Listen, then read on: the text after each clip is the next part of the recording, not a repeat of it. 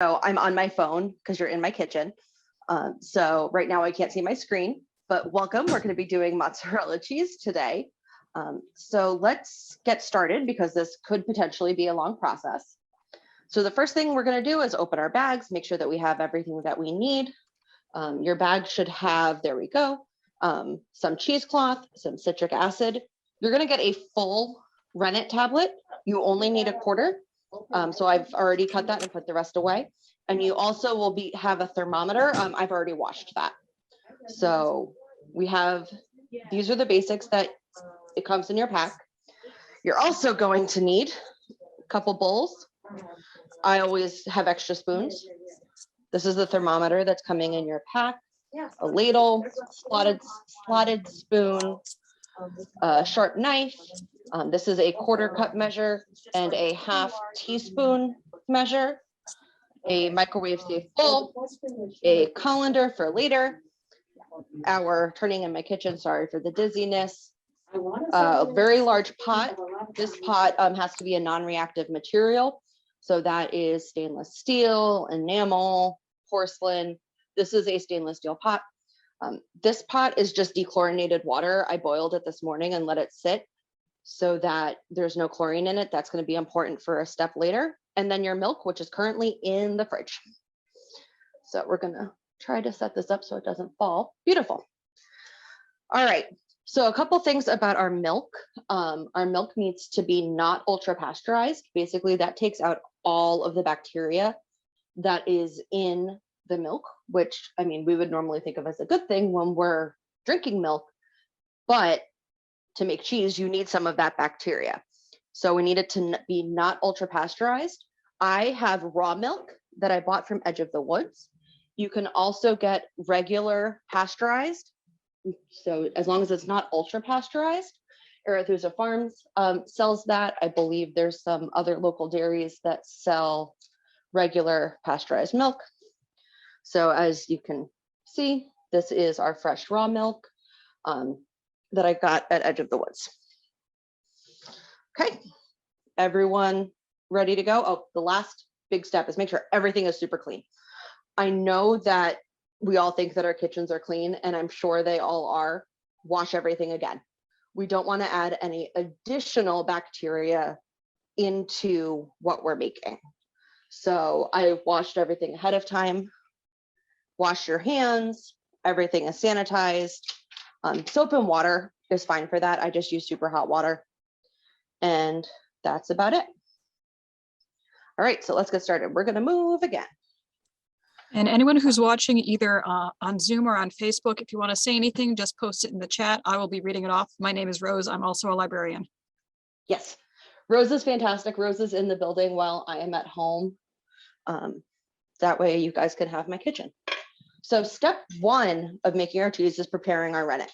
So we're going to need a small bowl, our quarter of our rennet tablet, and we are going to need a quarter of a cup of non-chlorinated water. So that's the water that I boiled and then let cool. You could also leave it out in an open container overnight to do that.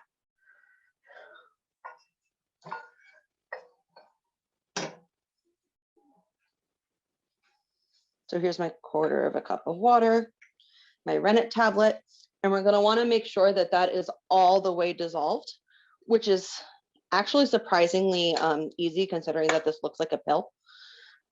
We are using vegetable rennet. Normally rennet comes from the stomach lining of a young cow, but vegetable rennet is much more sustainable. It's better for the environment, and it's obviously better for the cows. So that makes this a vegetarian cheese. Vegetable rennet usually comes from like members of the thistle family, like artichokes. Right.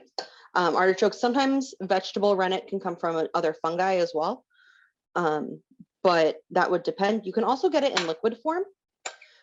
We have the tablets. The liquid form is much harder for us to give to you, hence why we didn't do it. Okay, this got to the point where it stopped dissolving, but we need to let it dissolve a little bit more. If you need to, you can use a fork for this instead of a spoon. I didn't wash any forks. I'm not planning on washing any forks. There we go. So that is our first step. And our second step is preparing our citric acid. So we're going to need 1 cup of cool water. This can be tap water, but I have enough of the dechlorinated water that I'm just going to use that. And rather than washing a whole bunch of extra things, I'm just going to continue using my 1/4 cup.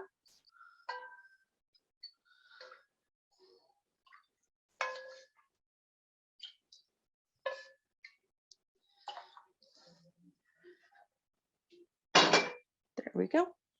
So our 1/4 cup, or our 1 cup of water with our citric acid. This is a ton of citric acid for what you're going to need. You're only going to need 1.5 tablespoons, but I'm pretty sure this is the smallest size package they come in.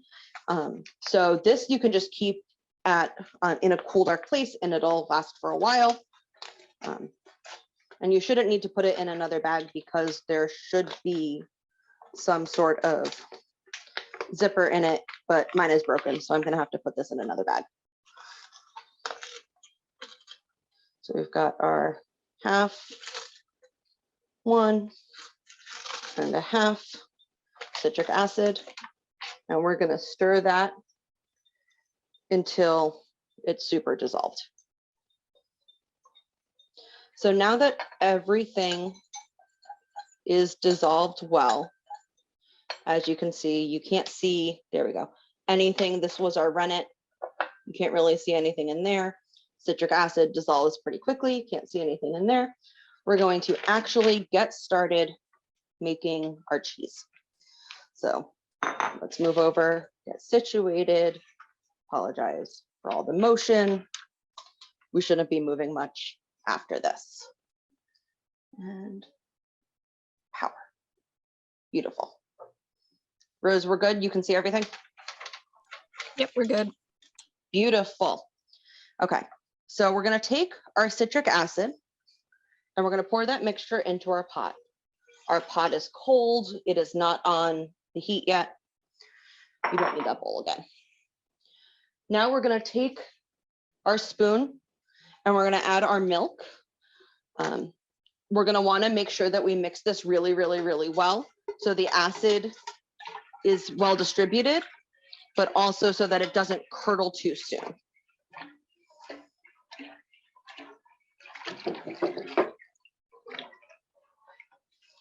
So there is our 1 gallon of milk, half gallon of milk. Should have opened this ahead of time. And then our other half gallon of milk. There we go. So if you're using raw milk, you're going to see it's this kind of like yellowy color. That's normal. Pasteurized milk will be a little bit more white. That is okay. So don't freak out if something is not exactly the same color. All right, I think we're mixed pretty well. I don't see any curdles. So we're going to start heating our milk. I have a gas stove. You can use electric. It doesn't really matter. But we're going to turn on our heat. And we're going to heat this to 90 degrees Fahrenheit. You have your thermometer. This is the thermometer that came in your kit. The red button is your power button. That turns it on. Make sure it's set to Fahrenheit. If it is not, mine defaulted to Celsius initially. This button at the bottom that says Celsius and Fahrenheit, you can switch back and forth. So we're going to use that cooking thermometer to check our temperature. And right now, it should be pretty cold because I just took this milk out of the freezer. Yeah, we're going down very, very, very quickly. But the goal is for this to come to approximately 90 degrees Fahrenheit.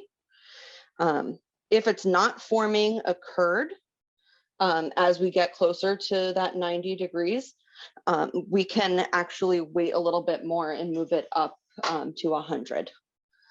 So this is the one thing about cheese that I'm going to tell you about this process is it's a lot of hurry up and wait. This is going to take a little bit for this to heat up.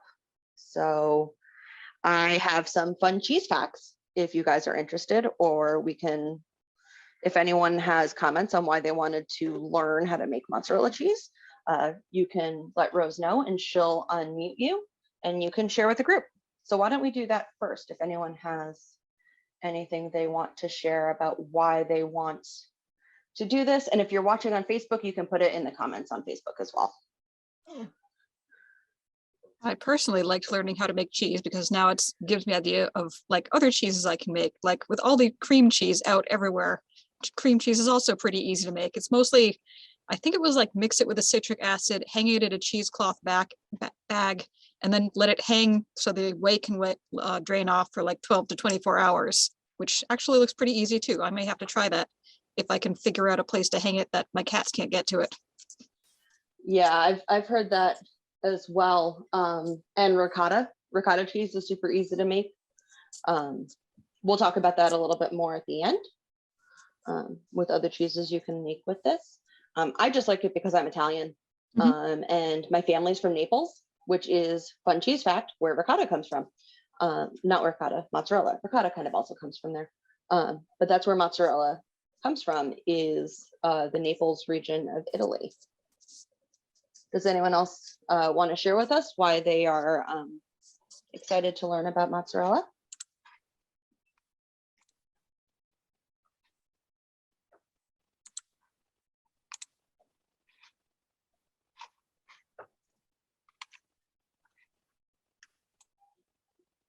All right, I'm not hearing anything, so I'm going to give you fun mozzarella facts. So mozzarella is the most eaten cheese in the world. It is the most eaten cheese globally, so it's not just Americans eating a lot of mozzarella or Italians eating a lot of mozzarella. But that didn't happen until the 20th century, and that is because of the advent of refrigeration. So mozzarella is a fresh cheese. It's not an aged cheese. Aged cheeses are much more shelf stable. So you can take something like a Parmesan, which is a hard cheese, and ship it, and it's not going to go bad. Mozzarella, fresh mozzarella, really only lasts about 3 days. So for the very long time, it was only in that Naples region of Italy. It does come from that lower region. The earliest mention of mozzarella in writing is in the late 1500s, so the 16th century. It was a monk talking about what they were feeding pilgrims, and it included the word mozzare, which is what the word mozzarella comes from. It's a Neapolitan dialect, which is the Naples dialect in Italy, and it means to cut. And that's something we're going to be doing in this process of making mozzarella cheese, is actually cutting the curds. So that's where the word comes from. It's expected that mozzarella cheese has been made as early as the 1200s. Legend has it that cheese curds fell into a bowl or pot of boiling water in a cheese factory, though the word factory is obviously slightly ambiguous. And that's how mozzarella was made. I don't know how much stock you can put in that, but I think it's fun anyway. There are two different types of mozzarella cheese. The first type is what we're making now, which is a high moisture mozzarella cheese. That high moisture mozzarella cheese has above 52% moisture. That is the fresh mozzarella that you will see in the stores that are in water. Yeah, this is getting close to 90 and it's not doing anything, so we're going to wait a little bit.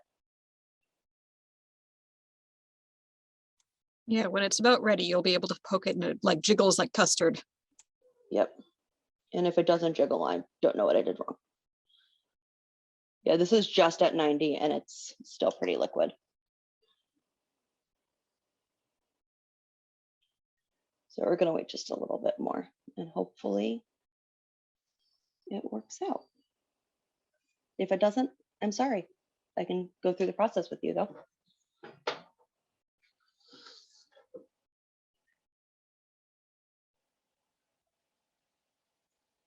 Okay.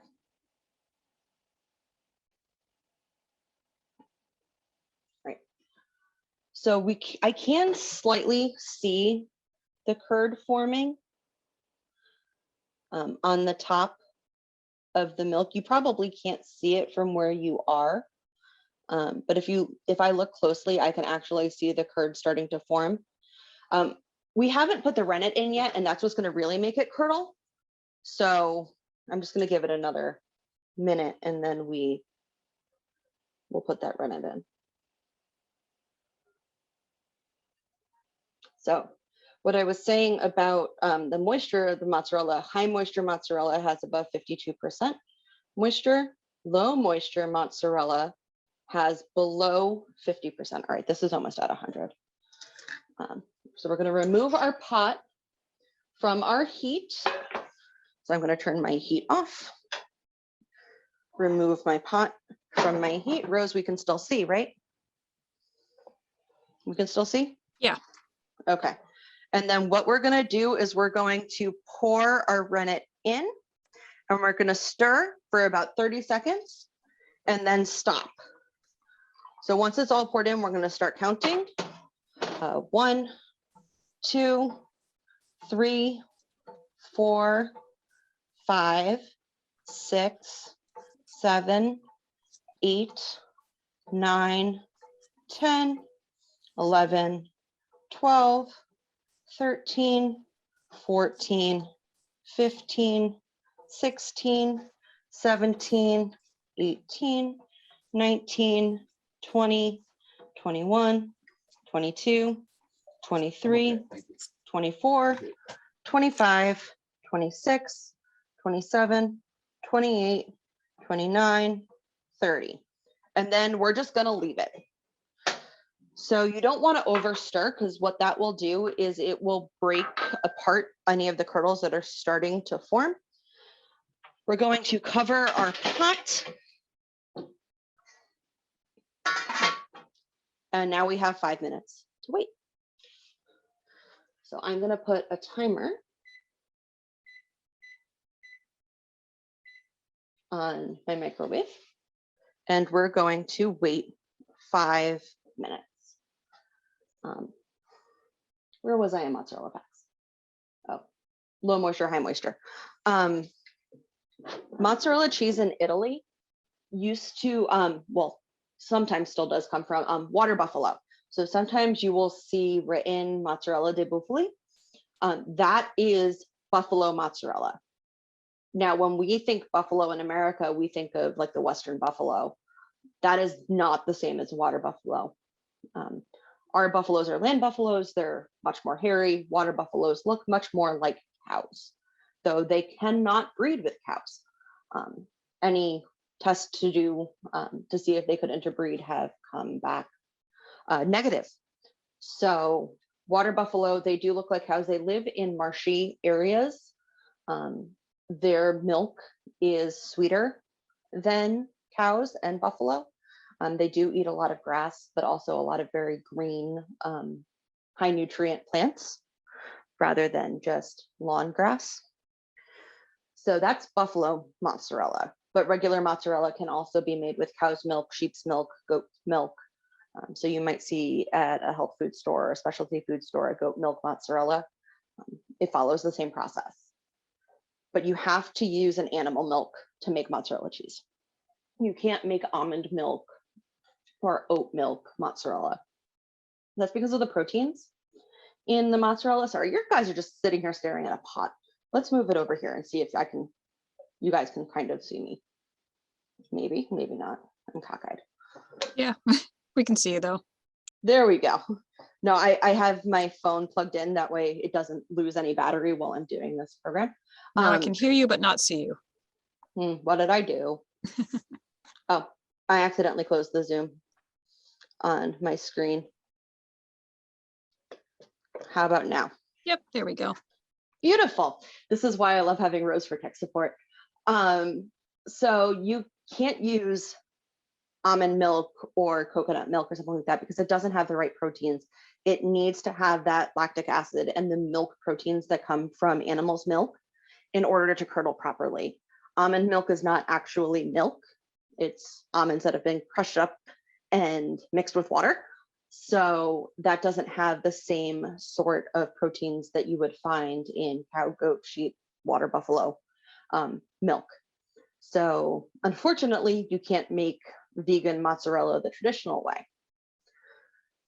In Italy, well, in the EU, there are a couple different designations for specific types of foods.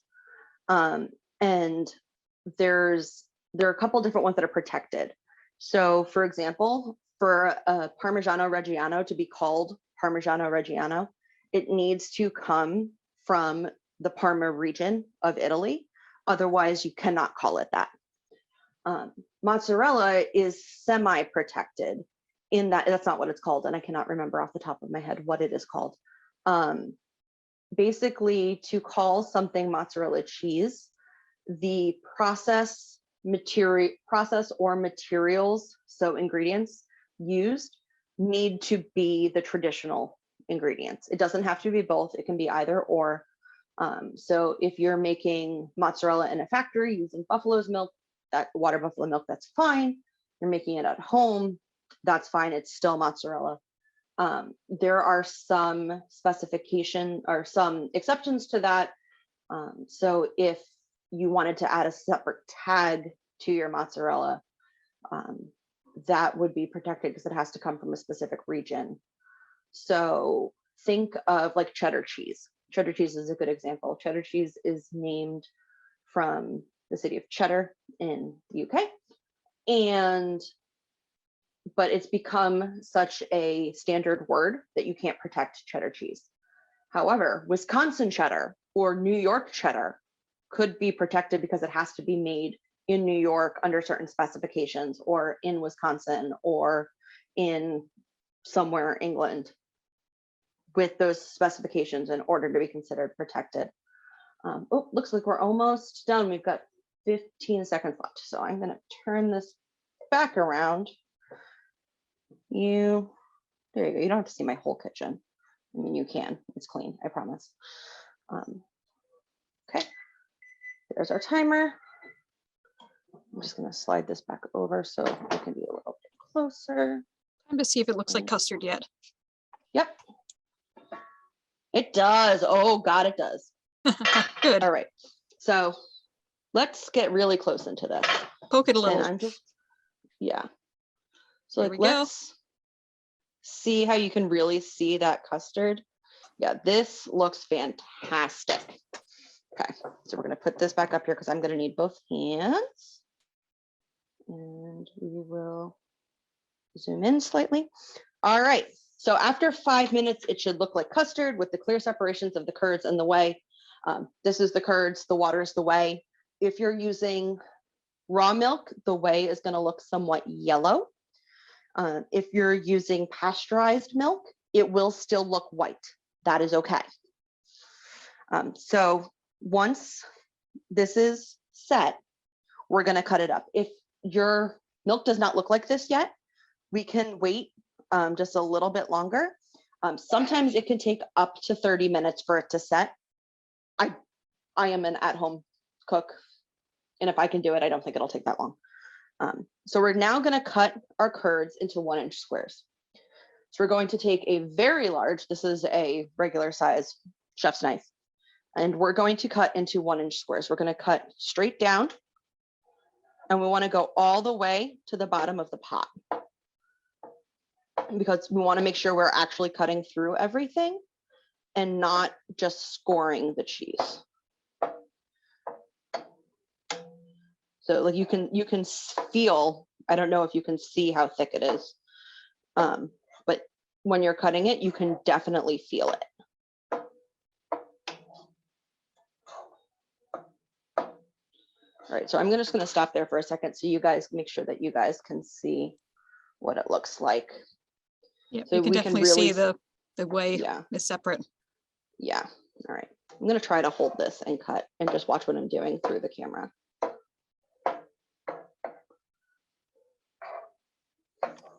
Cutting crosshatch is a little bit harder once you've done the first set. Just be patient, take your time. Slow and steady wins the race, tortoise and the hare. Pretty sure we have that book up in the children's section in the fairy tales.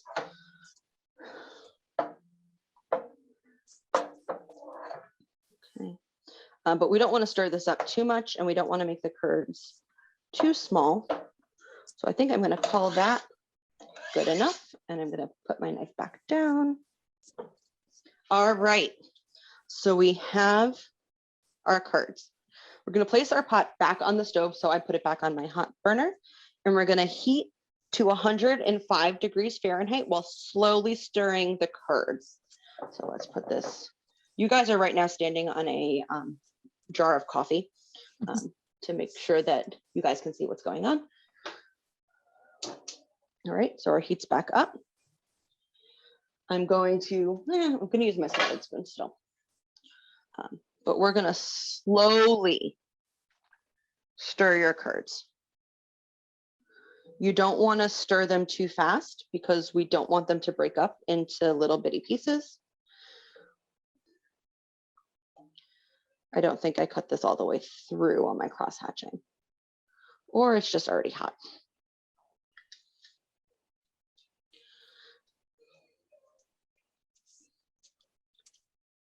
Okay, so we have our thermometer, and we're going to be watching until this gets up to temperature. It should not take that long because we already had this up to 90 degrees. Yeah, I'm already at 104, 105. Beautiful. So told you that didn't take super long. We're going to turn our heat off, and we're going to keep stirring this for another 2 to 5 minutes. The more you stir, the firmer of a cheese you'll have. But in general, we really just want to make it so that it's super melty.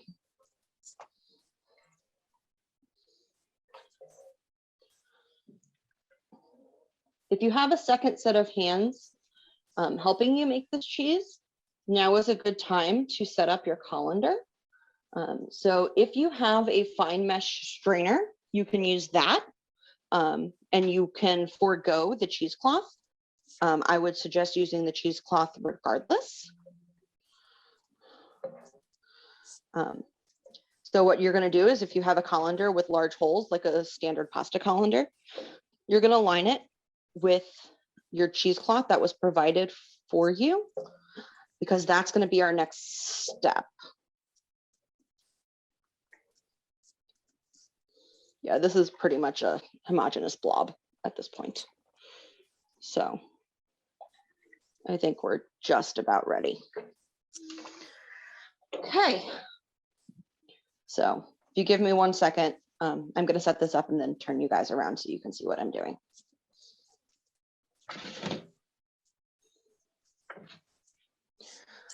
I am not particularly concerned with saving this this way. So I am just going to let it go down the drain. If you, there we go. If you want to save your way for making ricotta later, then yeah, you can see everything. You're going to want to strain this into an additional pot. I hope that makes sense. I think that makes sense. Yep. Okay. Like put another pot under the colander and pour it into exactly. That. Thank you. All right. So I'm going to just move my pot closer so that I don't burn anything. Everyone can see. Mm-hmm. So what we're going to do is we're going to take our ladle and we're going to scoop our whey and some of our cheese right into the cheesecloth. This solidified very, very quickly.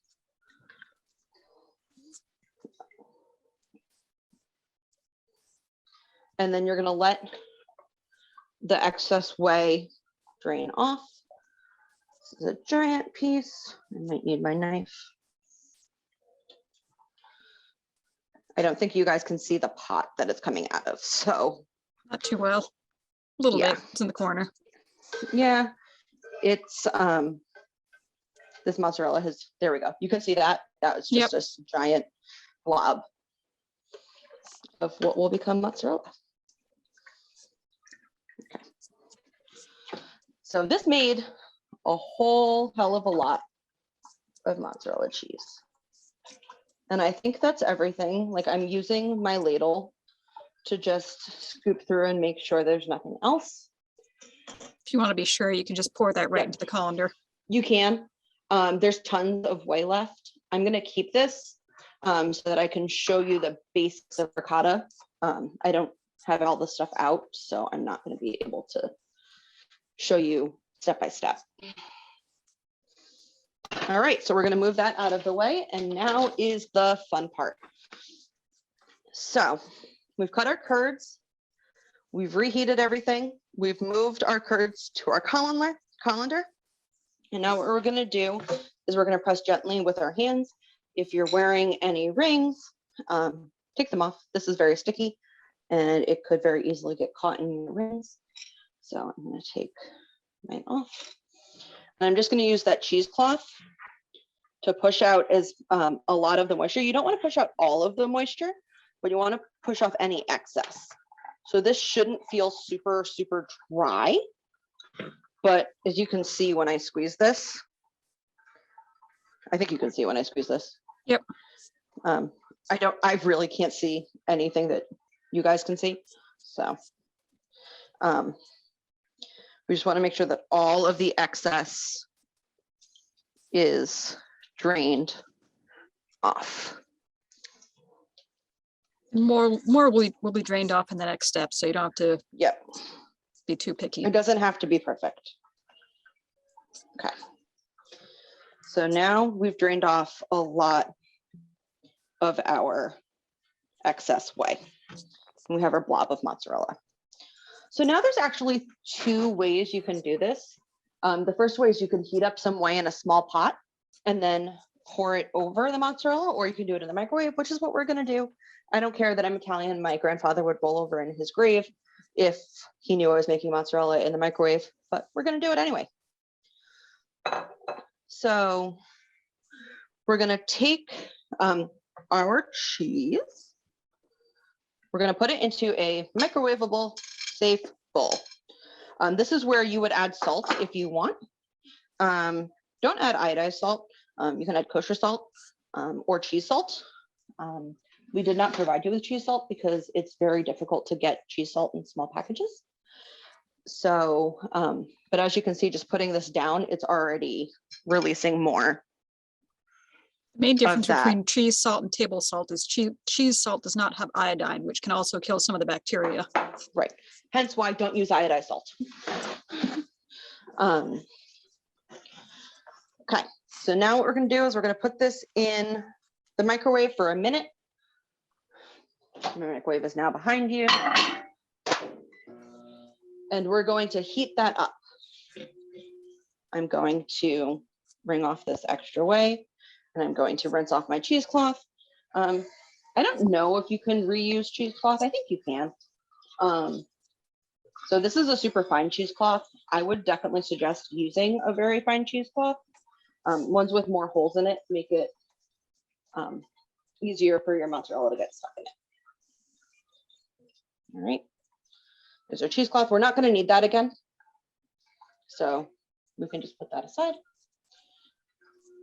And basically from this point on, we are going to really just be working our cheese. This cheese is going to be super hot. So I would suggest wearing gloves. I have these nitrile gloves that I'm going to use. Kitchen gloves are fine. These are food safe. So I just don't want to burn the tops of my fingers off. Okay.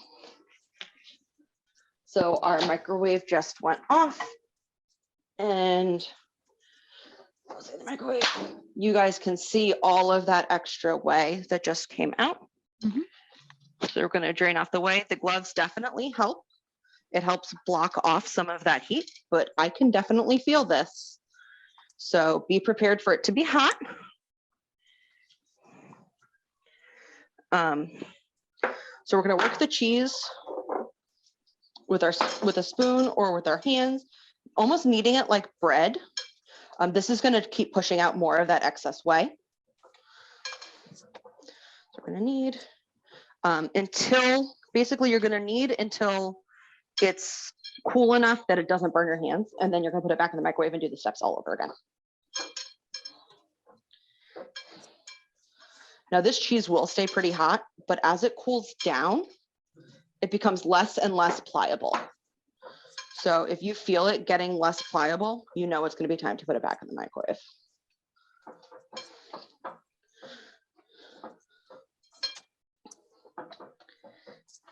Okay.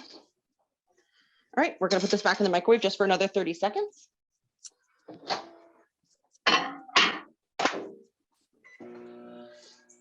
My microwave gets covered with whey.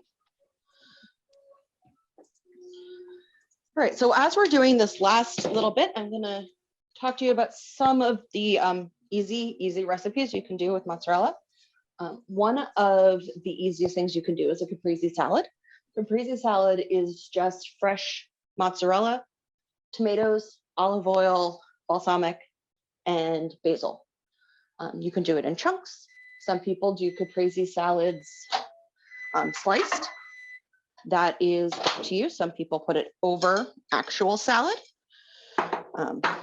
But that is a real easy appetizer, snack. Almost dropped it. Lunch.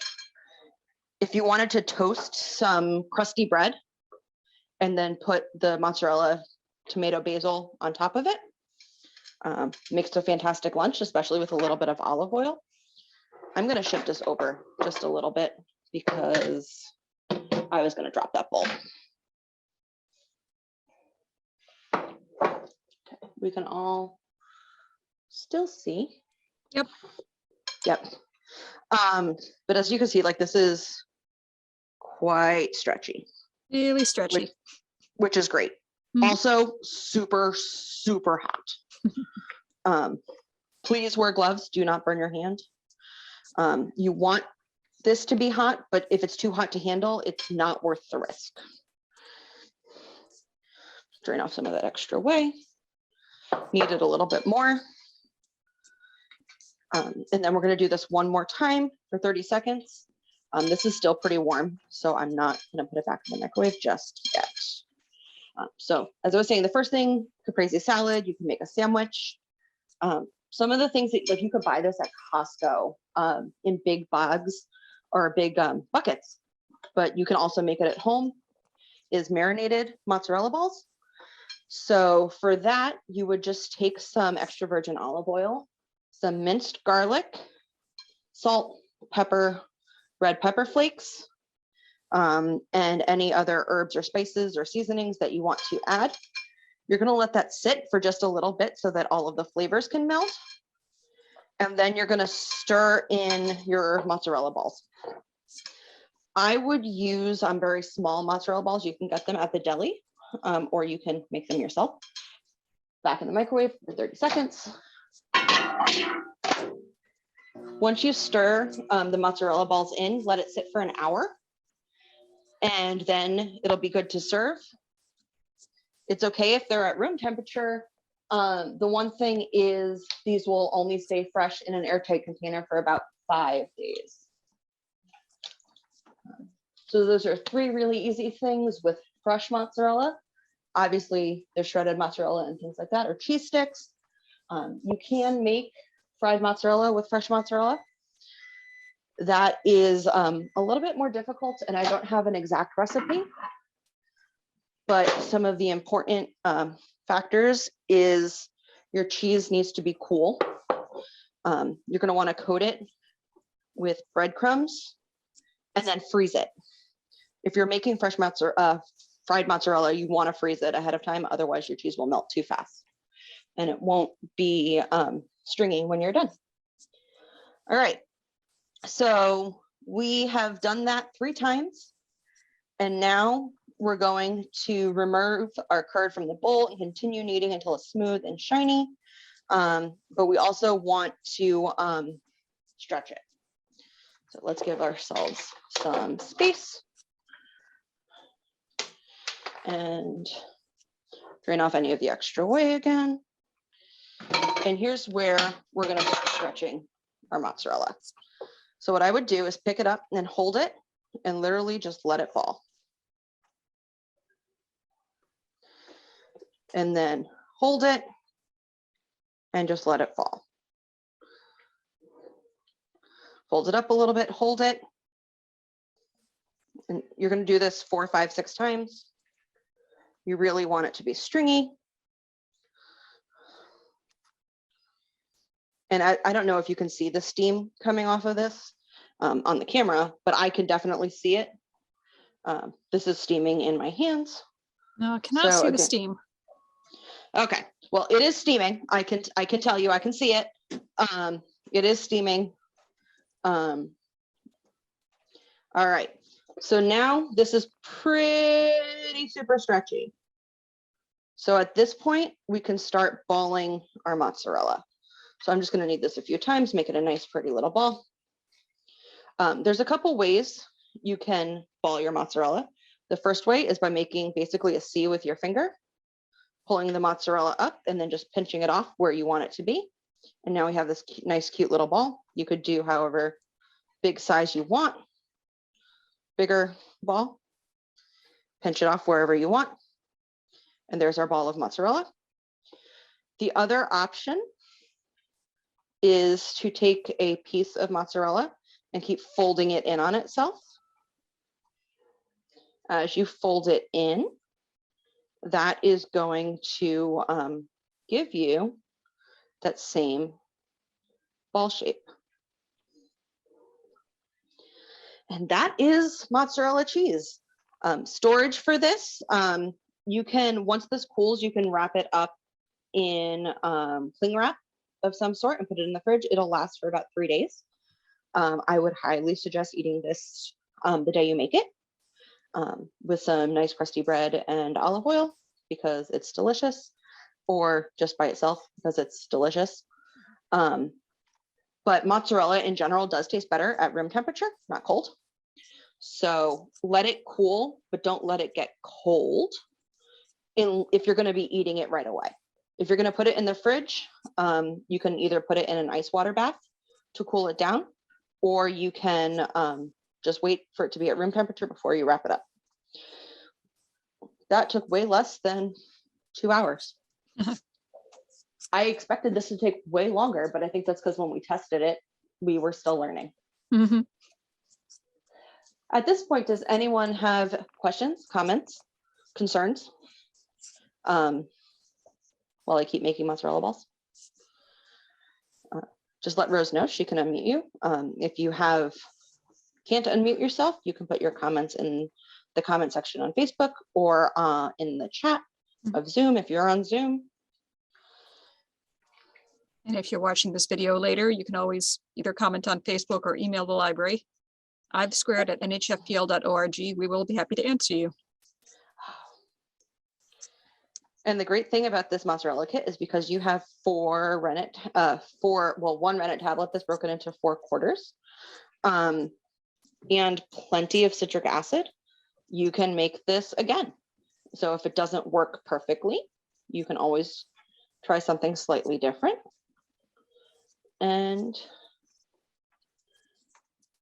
do it until you get it right. Mm-hmm.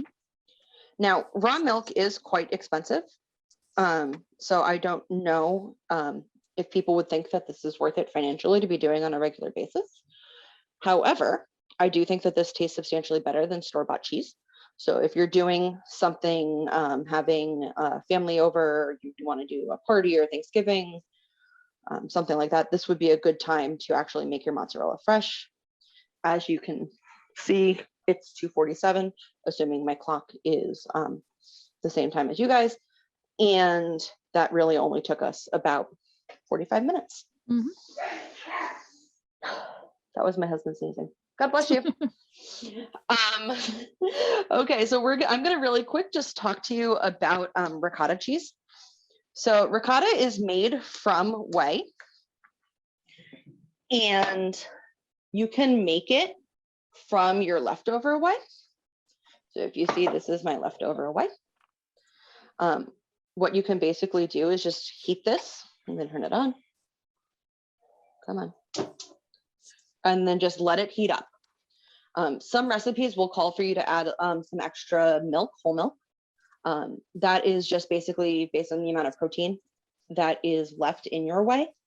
If you're using pasteurized milk, you might be able to get more protein out of it. But the important thing is you don't want this to boil. Like I can already see that bubbling, so I'm going to turn it down. And you can hopefully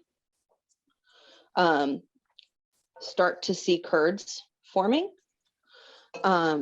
That might take a little bit of time. This has to get up to about 180 degrees, which I don't think we're even anywhere close to. Drop the whole thing. Don't know if it'll still work. Yeah, we're about at 95 right now. So if you let this sit, you can make ricotta. Be aware that it's not going to make a ton. So if you're going to be wanting to make ricotta from scratch, this might not be the best way to do it with your leftover whey, but it's definitely something you can do. You can also use this whey in stocks. There are a couple other things you can use it for. I don't even know off the top of my head. Rose, do you know off the top of your head what? Oh, yeah, you can use it for baking, soup stocks, things like that. And that's all I have for you. I'm gonna try to make ricotta out of this. Last time we tried it was a failure. Mhm. So, does anyone have any questions? Also, I can make it so you can see me again. There we go. Hello, human beings. Hello. I think I'm still there. There we go. I'm balanced. Mhm. So yeah, again, I am Jennifer. I'm the manager of Ed Squared at the New Haven Free Public Library. Welcome to my kitchen, or goodbye from my kitchen. Mhm. If you have any questions, like Rose said, feel free to email us at edsquared@nhfpl.org. We will get back to you. Please know that the library is closed Saturday, Sunday, and Monday. So if you emailed us tonight, we won't get back to you until Tuesday, because just like you, we're going to be enjoying our long weekend, hoping that it doesn't snow. Rose, If you you have anything else? if you enjoyed this take and make kit, we're having another one. Let's see, the next one is going to be herbal infused hand salve. So if you want to make your own hand salve, it's literally just coconut oil, beeswax, and dried herbs or flowers. So if you want extremely natural hand lotion, we'll have everything you need in a kit. Those will be available starting the 7th of March. And you can call I've Squared to pick them up or reserve your kit. Again, they are first come, first serve, just like every other kit that we have. And yeah, that's all I have. So I apologize if you guys took 2 hours out of your day. I was going based on how long it took us to make it last time. And I didn't know how long it would take to get set up. Okay, Rose, you can stop streaming on Facebook. Okay. And if anyone else has any questions, they can still put it in the chat. Thanks you for joining us, everyone.